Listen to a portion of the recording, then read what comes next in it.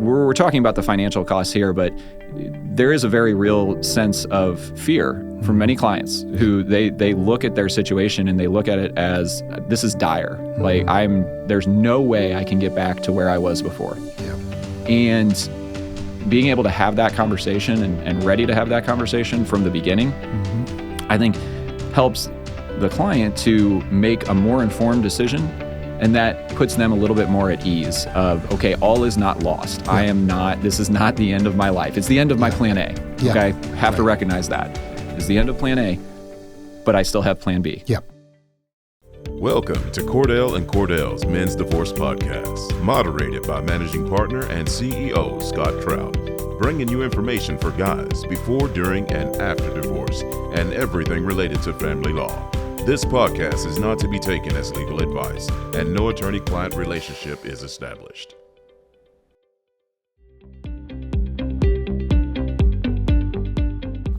Well, welcome back to the second episode of the really economic series. We're talking about the true cost of divorce, session 2. We were joining you a while ago where we talked and introduced to you this topic with Mr. Cordell. I'm Scott Trout, CEO and Managing Partner of Cordell and Cordell. And today for our episode, I'm joined by Litigation Partner Will out of the Town & Country St. Louis, Missouri office. Welcome. Thank you, Scott. So we wanted to talk, and we'll recap a little bit about what we discussed in the first series of our economic series as we really talk about this topic, which is, as I was talking with Will off camera, something that I think and that most lawyers don't have that conversation with their clients. We were so focused on the specifics of a divorce, and that is, hey, let's get the petition filed. What do you want to do with your property? If you have kids, what do you want to do with custody?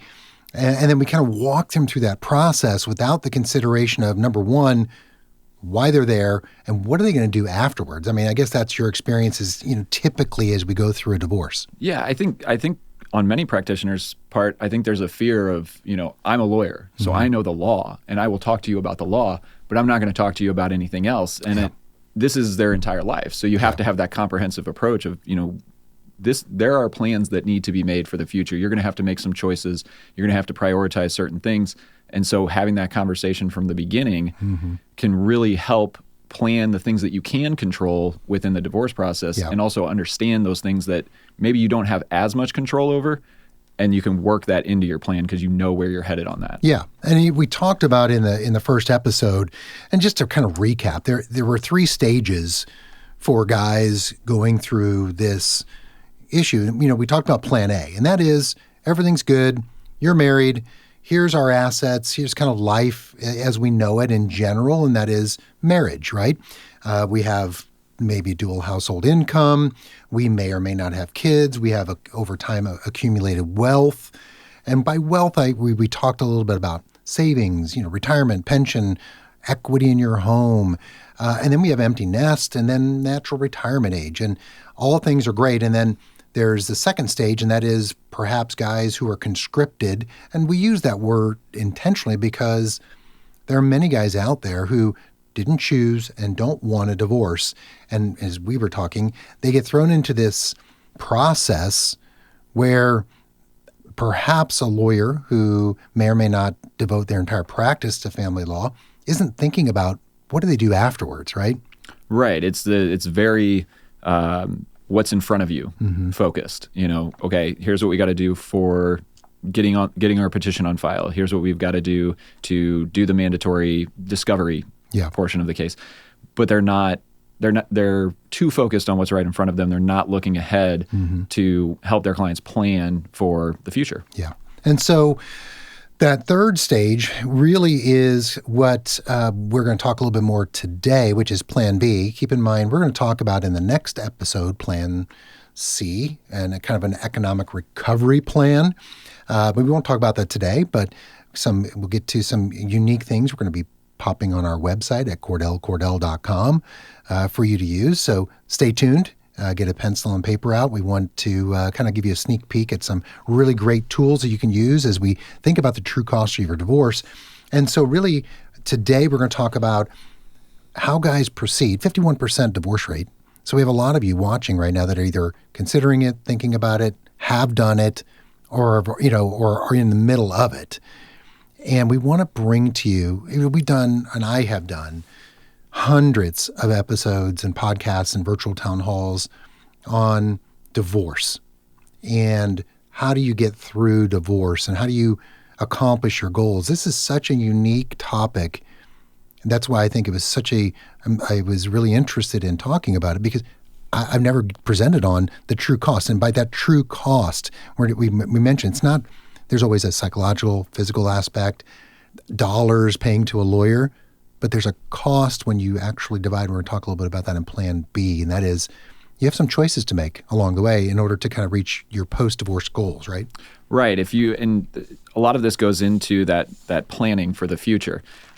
If you have that plan under Plan A, and you are, maybe you're forced into this, maybe it's something that you are seeking, but if you don't address the realities of the situation and incorporate all those variations of what your original plan was to where you're at now, there's going to be an incredible difficulty in trying to reach your goals if those are still your goals. And maybe it means adjusting your goals, but those are the different choices that you have to make. And you have to be cognizant of those so that the decisions you're making in the divorce process, or even whether or not to go through the divorce process, if you're cognizant and aware of those changes, then you can plan, okay, where do I need to prioritize this in my case? What's going to be better for me and my long-term plan based on these changes that are occurring? I mean, this is every time I do a podcast or a town hall, we talk about one of the reasons it's an educational and informational. We're not trying to give you legal advice here because we can't. And not every case is the same. And so we do generalize in some of these examples, but these are questions you should be asking in a lawyer if you have one. And that is, hey, what are my options? What choices do I have in order to accomplish post-divorce goals? Which is really the true cost, because many times, as I look back, I've been doing this 30 years now, you think we feel satisfied, we get a client done and through the divorce process, and we accomplish some things, and then we don't think about what they are planning after divorce. And, not only in trusts and wills and estate planning, but trying to accomplish goals. Maybe we walk away and they have to retire later, perhaps. But that's what we want to talk about today. And so if you kind of recap, if you haven't watched the first episode, the first series, I'd encourage you to do so, because we opened this process, this discussion, with Plan A and an example of, okay, here's where we are. We have some assets, generally speaking. Let's say you have $200,000 sitting between equity in a home, some cars, a savings, pension, 401k, whatever it is, some stocks or whatever it is, cash.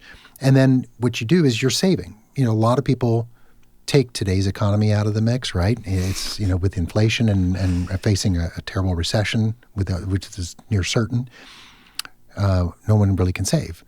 But so take that out of the mix. And generally at good economic times, people save some money, and then we create in a plan, hopefully. Maybe none of us want to work till we die. Some do. But that was Plan A. And that's kind of the kind of where we started with the idea, and we're going to continue on today with Plan B. And Will and I are going to talk a little bit about that. And that is following up on key considerations, things that you need to be considering as we talk about Plan B. And that is, what should you be doing?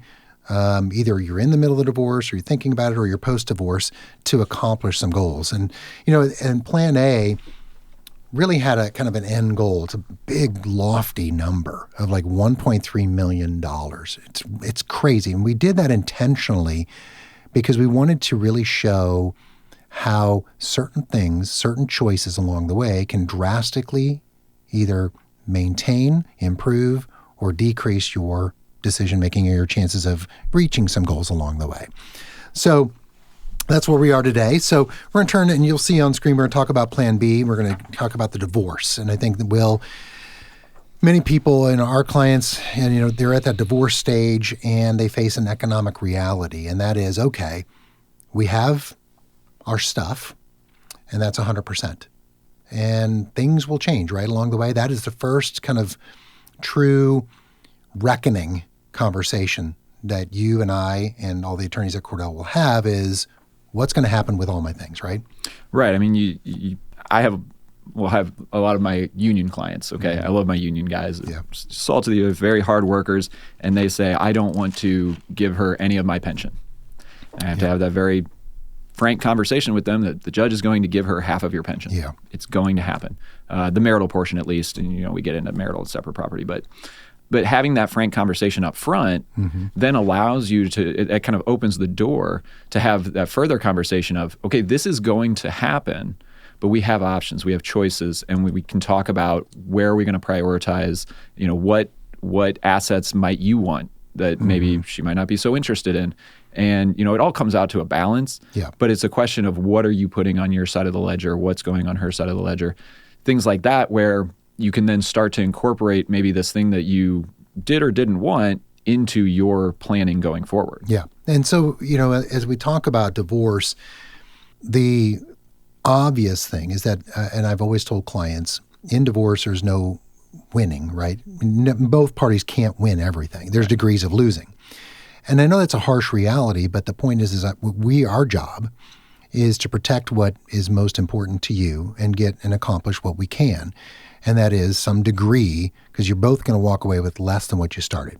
So from plan B and the divorce idea, your savings and your investments, your pot of money will shrink, period. So you're going to go somewhere from 100%. Absolutely. Right? And so in our first example where we talk about, or really what is example 2, because we talked about example 1 in the first series, and that is here we have a divorce filing, and along the way at some point we wind up splitting our assets, right? So 50%?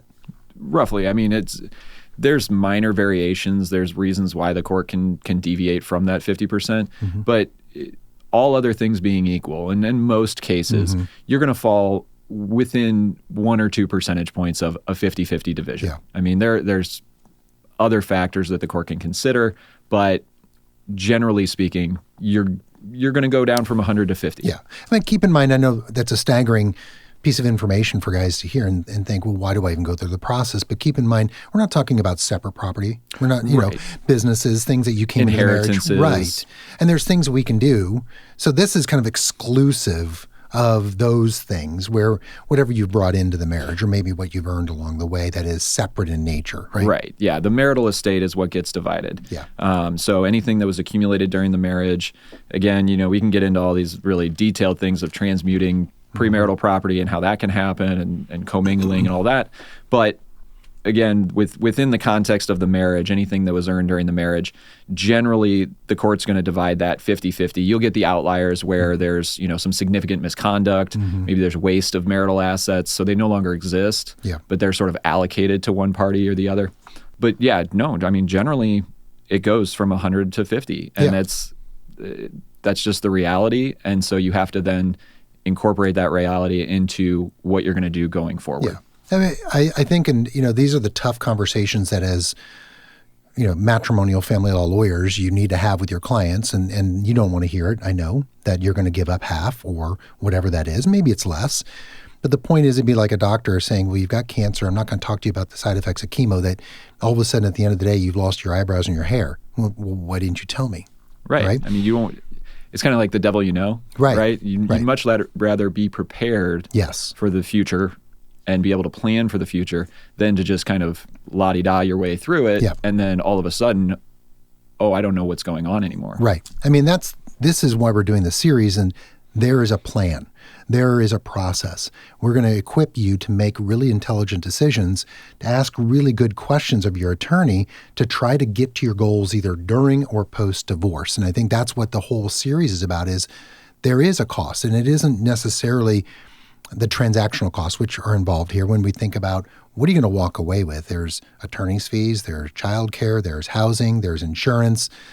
That comes off this kind of 100%. Now you're down 50. Now maybe it's 40%. And in this example, we're using an extreme example of 40% because those are costs. These are really true costs that sometimes you overlook because you're in the heat of it. It's an emotional process. Sometimes you're not making really logical, very informed decisions depending upon the counsel that you've chosen and their experience and their dedication to only practicing family law. And that's what happens. Yeah. I mean, these are questions that should be asked from the very beginning, because it makes more sense for your case, instead of going the litigation route. Every case has to go through the court. Okay. That's just a requirement. But maybe instead of going through a litigation route from the beginning, you decide to go through more of a mediation route or some other sort of alternative dispute resolution, because the transactional costs of that might be less. And I often like to use the example. I'll tell my clients that when you're having a conversation with your spouse, you can use this phrase: we can either pay for our kids to go to college, or we can pay for the lawyer's kids to go to college. Don't get me wrong. I'm happy to represent them and do everything I can for them.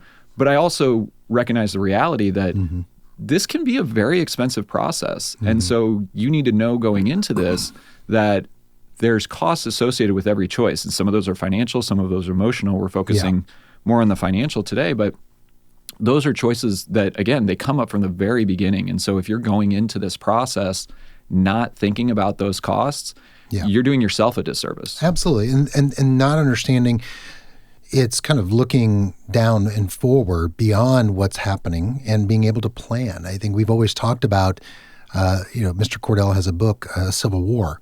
You can't go to war without a proper plan. Otherwise, you're destined and determined to lose. I mean, it's happened in history.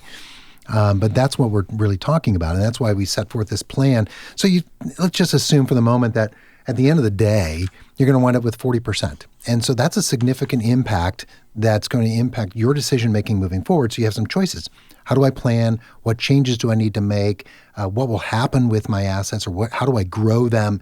And then how does it affect my retirement? And if you look you'll see on screen kind of this whole notion of this timeline. Just so, it's a typical timeline. Everyone varies differently, right? Every case is unique, especially post-COVID.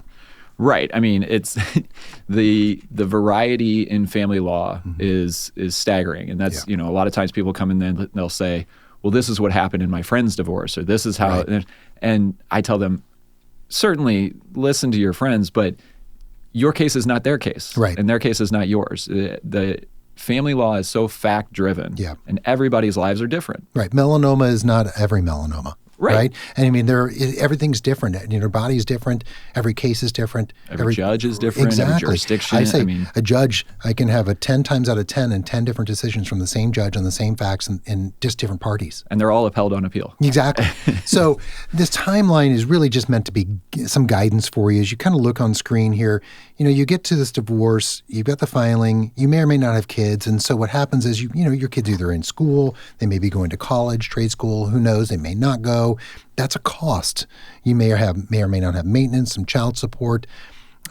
There's a divorce penalty because now you're filing, perhaps, you lose some tax deductions. Right. If you're paying maintenance, the IRS changed the rules a number of years ago that it's no longer deductible. Right. We don't like that. And so, so these are, it's just one of those conversations, again, to understand where we are.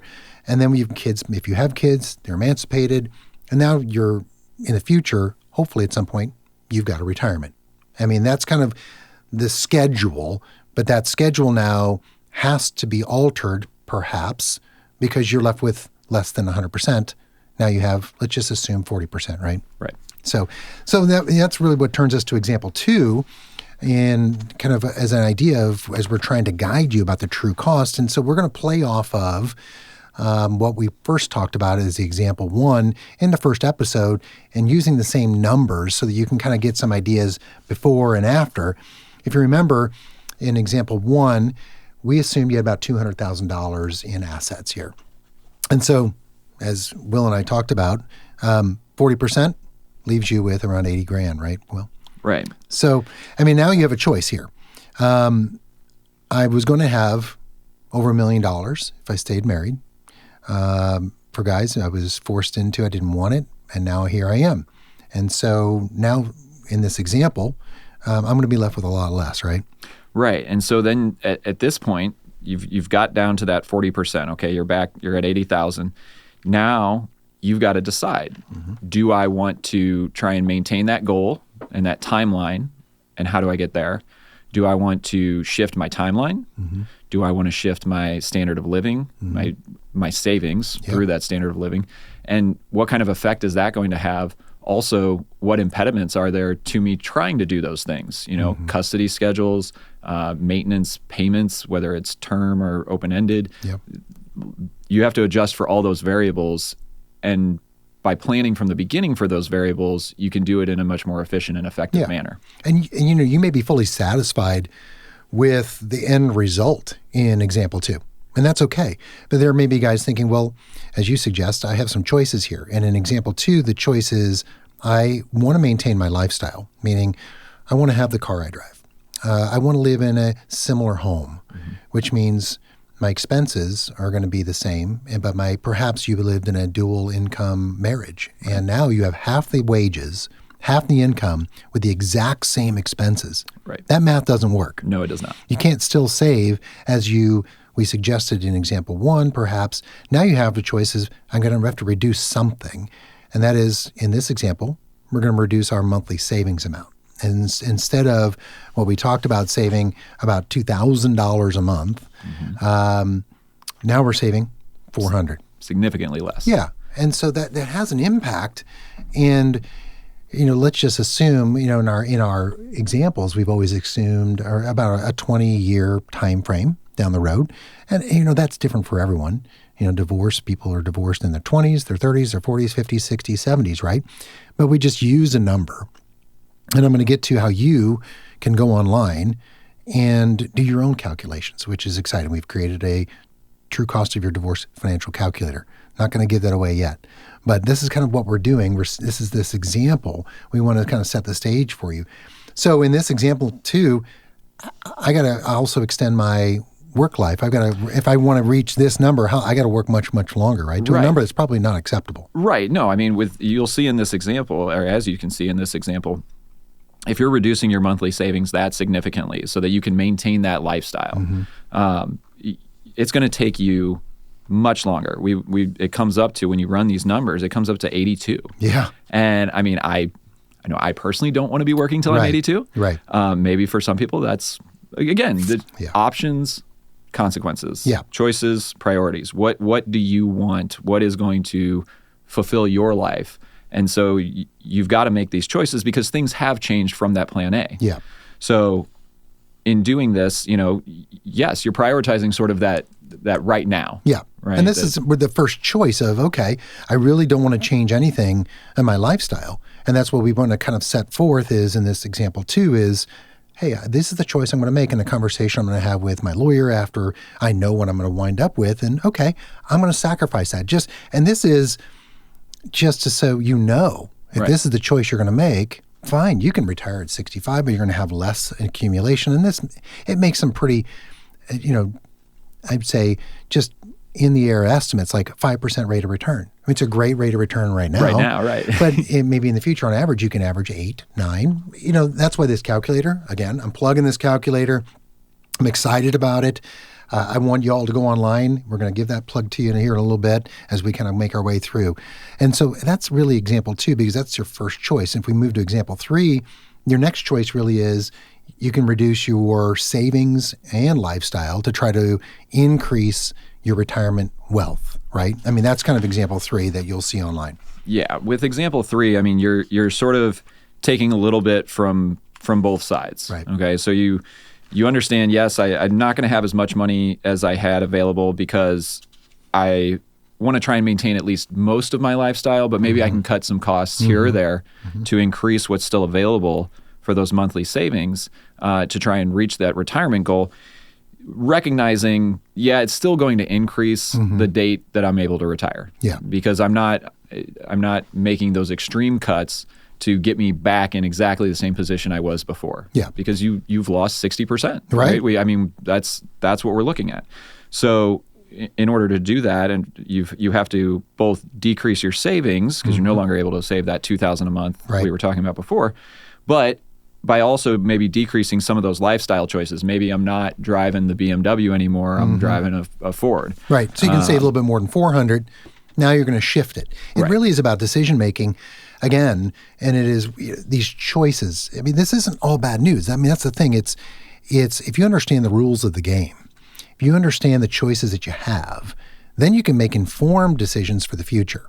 And that's kind of what as we thought about the true cost, and lawyers, I'm telling you, I haven't found anyone talking about this, and I think it's so key. Other than financial planners, we'll talk about this. Right, and again, I think it goes back to maybe a little bit of that fear of am I going outside my area of expertise? Right, I'm a lawyer. I know about the law, but I don't want to, portray to my client that, hey, I'm an expert in this area and this is what you should do. That's not what we're saying. I am not an expert in financial planning. Right. But having these conversations, maybe plugging in a client to a financial planner if they don't have their own to begin with, but letting them know, hey, this is what's happening, this is what we need to be prepared for, and here are some of the ways to plan for the future. Having that conversation allows you to then, as you said, know the rules of the game, know where you're headed, and then you can adjust for that. Because if you don't know where you're headed, I mean, you're just right. I mean, you could be on a road trip with no map and just follow a straight line. Yeah, and you're going to get somewhere, but you don't know where you're headed. You come to the fork in the road, you got to take it. Right. So, I mean, here's why we're going through these examples. In example 3, and that is, this isn't the end all. This isn't, absolutely your plan. The point is if you understand where you may end up in this example, before your divorce, during your divorce, you can make decisions with your attorney about perhaps assets that you may want to be awarded. You may want to be awarded post-tax assets, things that are Roth IRAs, give away taxable assets so that perhaps they're of more value to you, trading things for that you can keep your retirement, whatever. Those are decisions that I often see not being made on the other side than we're having with our clients. Yeah, it's again, it goes back to the priorities. You have more liquid assets at the time of divorce. Let's say maybe a 40-year-old man is going through a divorce and you've got the liquidity that's in your house, then you've got retirement accounts that you can't really access right now.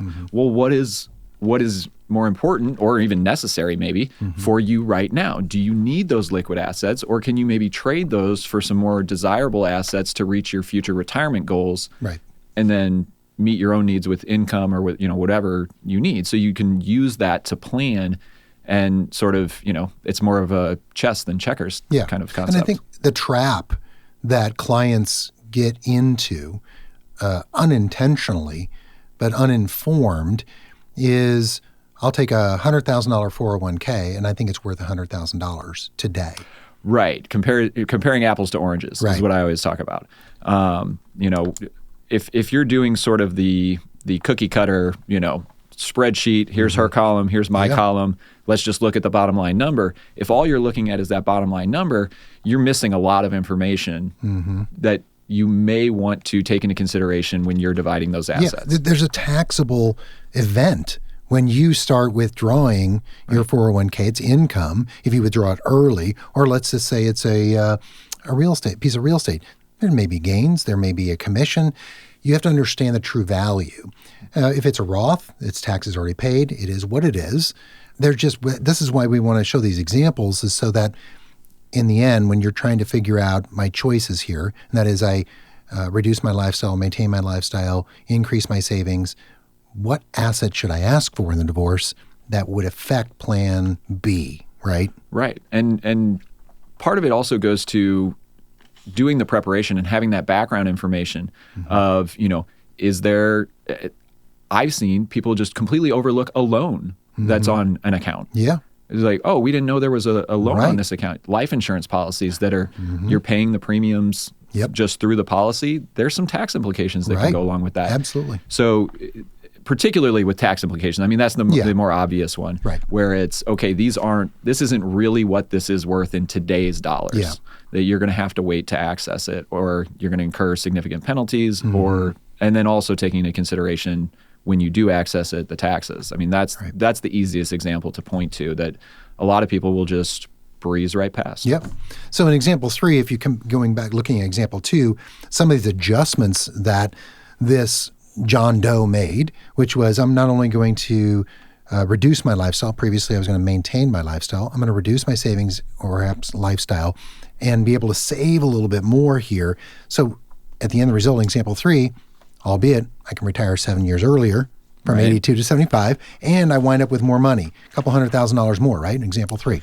Right. And so, again, it's if you are comfortable with the 75 as your retirement age, then okay, this plan may be for you. This may be a way that you can adjust and sort of recapture some of those assets with the income that you're earning post-divorce to try and get back to close to plan A. We won't say exactly plan A because you're not, but get back to somewhere where you're comfortable. Comfortably uncomfortable is a phrase I use a lot. So, so we go to example 4. That's kind of where we are. Client comes to me, John Doe, says, Will, hey, I want to get exactly what I had. I want to be made whole. What am I going to have to do in plan B, in divorce, Will? So my choices are, I was going to either do nothing and maintain, or I could reduce my savings to maintain my lifestyle. Mm-hmm. We talked about reducing your lifestyle and savings. And now here's example 4. It's going to take me a little bit longer. What do I have to do?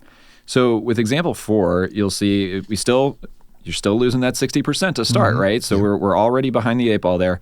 We're looking at what your monthly savings is going to be, what it's going to need to be to restore that wealth. It's going to have to be significant, right? It's going to have to be almost the same as what you were saving before. And so that means you've got options still, right? There's still ways that you can get there to either drastically increase your savings, which means decreasing your lifestyle pretty significantly to have more of that leftover income, or increasing your income. There's risks, though, that go along with that. Right. If you've still got kids, modifiable child support. If you've got modifiable maintenance, you could potentially be penalized there. So, yeah, I mean, in basic economic terms, the more you want to save, you either have to cut costs or you increase revenue, right? Right, and so there's only a few ways to get here. It doesn't magically just in the pot at the end of the rainbow, and that is I get a better job that pays me a lot more, and as you suggest, there could be consequences on child support or maintenance. That's a factor.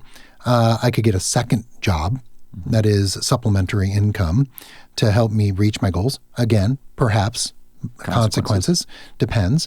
Not absolute, but again, these are for conversation is to make, choices and goals and plans as we move forward to understand the true cost of what's going to happen with you. And so that's the only way you're going to get to this make yourself whole to restore your wealth is those choices. If you don't want to sacrifice your lifestyle, you don't want to sacrifice how much you save, that's it, right? I mean, it's recognizing that you can't, that it's not going to be the same, okay? You have to confront the reality that things have changed. Yep. And so now you have to make those choices and say, what is most important to me? Do I want to still retire at 65, 68, 72, whatever it is, and how do I get there? Yeah. And if you don't have the conversation of how to get there, right, you're wandering around without a map, right? We already used that analogy. So having this conversation saying, okay, well, I still want to get back there. How do I do that?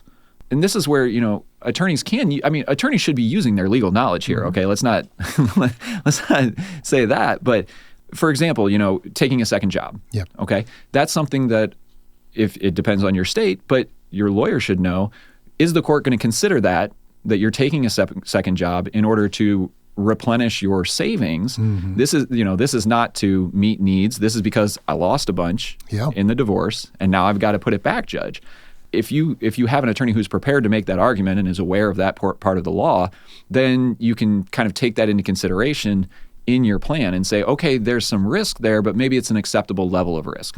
Or it's, if I increase my income by this much, it's not going to drastically change maybe my child support number, for example. And also, it'll go into other decisions like maintenance. Is it term and not modifiable, or is it modifiable? Right. And that may drive your decisions on whether you want term maintenance or we want to have that open-ended modifiability. So, yeah, I mean, in this example, like I said, we show monthly savings necessary to restore that wealth, $1,822. Okay, we were at $2,000 before, so we're almost back to that same amount. But what you have to take into consideration is you've got other expenses now that you didn't used to have, or you've got those same expenses with a lower level of income Right. because you don't have your spouse's Right. income. I mean, this is the good news. You may be thinking here, I've been talking for 30 minutes, this is all terrible news, Scott and Will. But no, the good news is that there are things you can do, and that's the whole point of this Plan B, is to take the steps, talk about the assets, talk about what's needed, make decisions about supplementary income, make decisions about another job, a better job, a second job, a third job, overtime, bonuses, whatever that is. That's the good news, is there is a plan to restore wealth, period. All is not lost simply because you've been conscripted to a divorce you didn't want that lost 50% of your assets, right? Yeah. And I like the analogy of the man that's down at the bottom of the hole, right? And somebody's shoveling dirt into that hole. Yeah. And then first the man thinks, I'm getting all dirty. This is problematic. Right. But then he realizes, well, I can use all of this to get my way out of the hole. It's not comfortable. Right. It might be dirty. It might be tough. It might take a while. But I can get back there if I have an appropriate plan and if I think this through. Whereas if, with the first example, I would consider that more of a cookie cutter. Yep. If you have an attorney who is just kind of walking you right through the process the way they have everybody else, Yep. they're doing the cookie cutter. Agreed. Which, it'll get you through your divorce, but it doesn't really give you that plan for the future. Right. And so by And I think having that's that, the more common thing. it is, And absolutely. I think it's, well, what else did you want from me? I got you divorced. Right. But you're thinking, yeah, but I'm walking away with 40%. Right. Now what do I do? And you're afraid. Right. I mean, we're talking about the financial costs here, but there is a very real sense of fear from many clients who they look at their situation and they look at it as, this is dire. Like there's no way I can get back to where I was before. Yeah. And being able to have that conversation and ready to have that conversation from the beginning, I think helps the client to make a more informed decision, and that puts them a little bit more at ease of, okay, all is not lost. This is not the end of my life. It's the end of my plan A. Yeah. Okay. Have to recognize that. It's the end of plan A, but I still have plan B. Yep. And I can move forward. And plan B just isn't fait accompli. Right. I mean, it isn't just, well, it is what it is, because as you've heard, a choice of a lawyer is an important decision. Right. And so that's the point, is you don't want a lawyer. Look, there are great lawyers out there that do exactly what we just talked about in Plan A, or, and they just walk you through the example 1 to Plan B. But I think there's more. That's the whole point of this podcast, is there's more that lawyers in a full service family law firm should be doing and advising their clients. And that's why we're talking about it. Yeah, I mean, that's the benefit of being able to focus on one area of law. If you ask me about criminal law, Yeah. I will remember what I learned in law school, and that's about it. Right. And I will refer you to somebody who actually knows more about criminal law. Right. If you're asking me about divorce planning and the whole divorce process, yeah, we can get really detailed, because this is all I've been doing for the last 13 years. Right. Like you learn those examples and you see, okay, here are options. These are ways that you can be successful in reaching your goals, even if in the short term you see, okay, I just lost 60% of my assets in this process. Right. Right. So, it's terrible. Yeah. So that's kind of Plan B and the examples. Now to the great tool, which we're going to focus more in the next episode, and that is the True Cost of Divorce Financial Calculator. You'll see that on screen. There's a link to that. It'll be on our website. I encourage you to go. You can use that calculator to do exactly what we were doing today in examples 1, 2, and 3, and 4 in Plan A and Plan B, and really plug some numbers in. Hey, here's what I have. Here's how old I am. Here's when I want to retire. Here's my expected return. You can play with it. Right now, there's 5% that's built into there. And again, that's just a kind of an estimate. None of these are true and or have any real economic indicators that suggest that's what you should be doing. But the point is, again, we wanted to create a tool that equips you to try to help make informed decisions, because there is help. There are things you can do. We talked about those 3 stages, and now in Plan B, we ended with wealth recovery. So I encourage you to go to the link, find that calculator. It's great. You'll see on screen right now just example of what we just did using examples 1, 2, and 3, and we'll walk you through it. And it'll actually print out exactly kind of a full amortization schedule of what you can expect along the way. And that's what the conversation we'll be having with you as a client as well, is all right, let's kind of look forward and make some goals for you. Now, those are things that you're going to take forward after the divorce, but we want to equip you as well. So we're really excited about it. We're going to talk about that in episode 3. We're going to talk about Plan C, which is really kind of, hey, if all else fails, marry an heiress. Right. We're going to talk about that in the next episode. Excited to talk about it. Glad we could share this with you in this economic series about the true costs of divorce. Look forward to seeing you in the next episode. Go to that link, check out the financial calculator, play with it a little bit. We're going to talk more about it in episode 3. Love to get your feedback as well. We'll have a virtual town hall sometime in the future once we're finished with this series where you have questions and we'll give answers to you about this as well. Check out our website for more information on that at cordellcordell.com. But we'll see you next time in episode 3.